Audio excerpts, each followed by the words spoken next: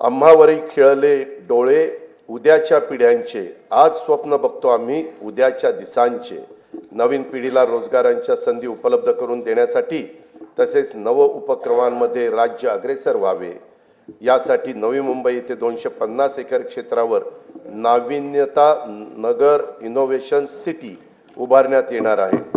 रतन टाटा महाराष्ट्र राज्य कौशल्य विद्यापीठाकडून मायक्रोसॉफ्ट कंपनी मार्फत 10,000 महिलांना कौशल्य व कृत्रिम बुद्धिमत्ता या विषयाचे प्रशिक्षण देण्यात येत आहे।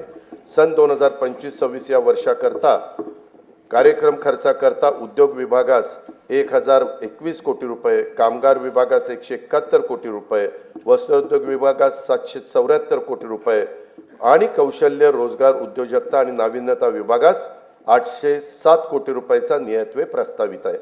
पायाभूत सुविधांच्या मध्ये 1 रुपयाची गुंतवणूक केली तर स्थूल राज्य उत्पन्नामध्ये 2.5 ते 3.5 रुपयांची वाढ होते।